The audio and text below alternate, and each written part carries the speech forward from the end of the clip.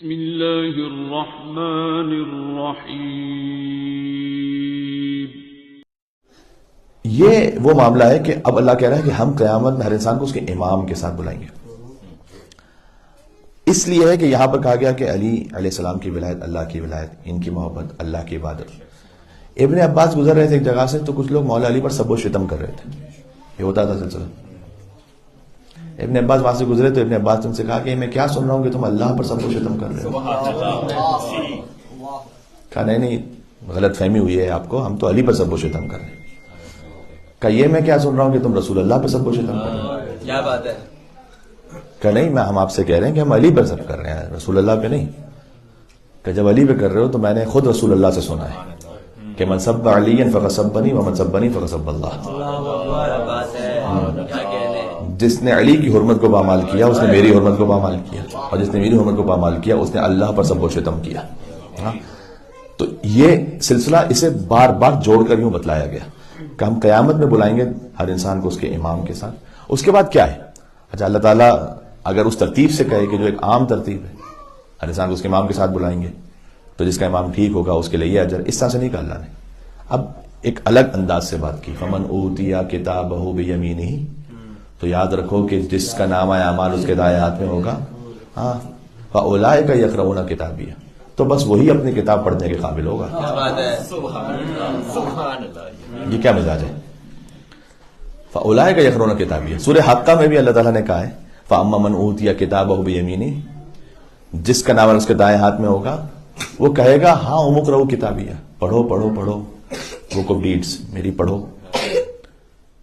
جیسے یہ کہ آج کوئی رزلٹ آتا ہے آن لائن، آج کل سسٹم میں آن لائن رزلٹ اناؤنس ہوتا ہے، تو جو ڈسٹنکشن سے پاس ہوا ہے جس کو فخر ہے کم از کم اپنے رزلٹ پر، وہ فوراً اسٹیٹس اپڈیٹ کرتا ہے انسٹاگرام پر۔ مطلب کیا ہے؟ پڑھو۔ واٹس ایپ پہ اسٹیٹس کیوں کرے گا؟ کیونکہ وہ ساری دنیا دیکھے اسے فخر ہے۔ تو اللہ تعالیٰ کہہ رہا ہے کہ جس کا نامہ اعمال اس کے دائیں ہاتھ میں ہوگا وہ کہے گا ہاں اقرؤوا کتابیہ، دیکھو میری کتاب، کیونکہ اس کو فخر ہے، وہ کہے گا دیکھو میری کتاب پڑھو، میری کتاب پڑھو۔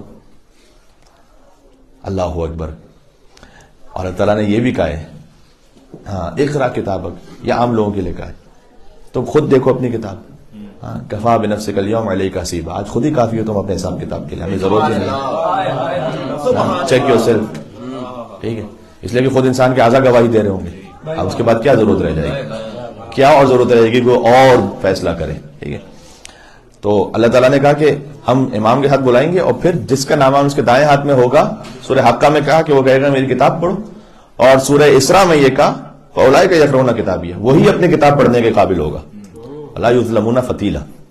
اور کہا ہم ذرہ برابر بھی ظلم نہیں کریں گے کسی کے اوپر، ہاں ہر انسان خود اپنے اعمال کا ذمہ دار ہے، رحم کریں گے، ظلم نہیں کریں گے۔ اس کے بعد یہ وہ ہو گیا کہ جس نے امام کی پیروی کی، تبعیت میں آیا، جس کا نام ہے دائیں ہاتھ میں۔ تو دوسرا گروپ کون سا ہے؟ اسے کیسے بیان کیا؟ اب ویری نیکسٹ آیت، ومن کان فی ہذہ اعمی فہو فی الآخرۃ اعمی، اور یاد رکھو جو اس دنیا میں اندھا تھا وہ آخرت میں بھی اندھا ہوگا۔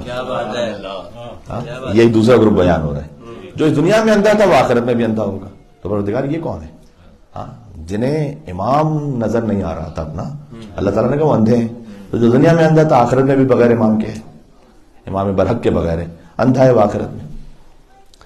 یہ وہ آیت ہے کہ جس سے آیت اللہ محسن الحکیم نے سعودی مفتی کے سامنے اس قرآن کے باطن کو ثابت کیا تھا۔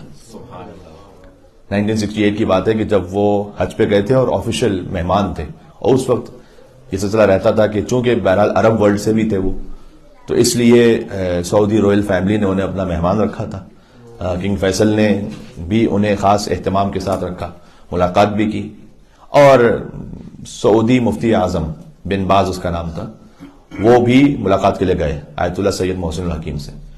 تو ایک ملاقات تھی ایز اے کرٹیسی، ظاہر ہے کہ آپ جب مل رہے ہوتے ہیں تو اس میں آپ اختلافی موضوعات کو تو نہیں چھیڑتے، تو اس میں بن باز نے یہ پوچھ لیا کہ میرا ایک سوال ہے آپ لوگوں کے لیے کہ آپ شیعہ کہتے ہیں قرآن کا باطن بھی ہے، تو قرآن کے باطن پر کیا دلیل ہے آپ کے پاس کہ قرآن کا فقط ظاہر نہیں ہے باطن ہے؟ تو انہوں نے کہا کہ یہ ایک ایسا ٹاپک ہے کہ ہمیں ضرورت نہیں کہ ہم اس پہ اس وقت بات کریں، کبھی اور بات کریں گے۔ تو انہوں نے اصرار کیا کہ نہیں ہم چاہتے ہیں کہ آپ ابھی بتائیے ہمیں۔ اب وہ بن باز تھے نا، وہ نابینا تھے،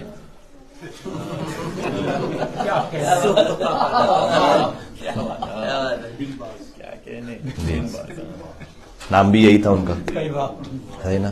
بعض آتے نہیں تھے اپنی حرکتوں سے، لیکن نام یہی تھا. تو انہوں نے چونکہ وہ نابینا تھے تو انہوں نے جواب دیا کہ دیکھیں معاملہ یہ ہے کہ اگر آپ قرآن کے باطن کو قبول نہ کریں تو آپ کو یہ ماننا پڑے گا آپ قیامت میں اندھے اٹھیں گے، آپ خود اندھے اٹھیں گے. کیوں کہ اس لیے کہ اللہ تعالیٰ نے سورہ اسراء میں کہا من کان فی ھذہ اعمی وہو فی الآخرۃ اعمی، جو اس دنیا میں اندھا ہوگا تو آخرت میں بھی اندھا ہوگا. تو اگر ظاہر کو لے رہے ہیں خالی تو پھر نابینا ہے آپ تو قیامت میں بھی نابینا اٹھیں گے. اس کا مطلب یہ ہے کہ کیا واقعا آپ کا یہ عقیدہ ہے کہ دنیا میں جو بھی نابینا ہو گیا، چاہے وہ وہاں کی شکم سے نابینا تھا یا بعد میں کسی حادثے کی وجہ سے ہو گیا، تو کیا آخرت میں بھی اندھا اٹھے گا؟ ظاہر نہیں. اس کا مطلب یہ ہے کہ جو دنیا میں گمراہ تھا تو آخرت میں بھی گمراہی رہے گا وہ. تو قرآن کا باطن ہو گیا نا سارے دنیا پر، یہ ظاہر نہیں ہے باطن ہے. تو یہ آیت ہوتی ہے کہ آیت اللہ سین محسن حکیم نے ان سے کہا. تو اللہ تعالیٰ نے کیا کہا کہ جب ہم بلائیں گے امام کے ساتھ تو لوگ اعمال کے ساتھ نہیں آئیں گے، فقط امام کے ساتھ آئیں گے. یہ بذر میں رکھے گا. اور اعمال اسی کے چیک ہوں گے کہ جس کا امام ٹھیک ہوگا. اللہ تعالیٰ نہیں کہہ رہا کہ ہم تمہیں تمہارے اعمال کے ساتھ لے کر آئیں گے، ہم تمہیں تمہارے امام کے ساتھ بلائیں گے. تو پھر اب امام جب صحیح امام کے ساتھ آئے تو پھر اعمال چیک ہوں گے. تو جن کا نامان ان کے دائیں ہاتھ میں ہے تو وہ کہیں گے کہ پڑھو میری کتاب کو. اور جو اس دنیا میں اندھا تھا تو آخرت میں بھی اندھا رہے گا. یہ اللہ تعالیٰ نے اس طرح سے قرآن میں بات کی. بس بات کو میں سمیٹ رہا ہوں.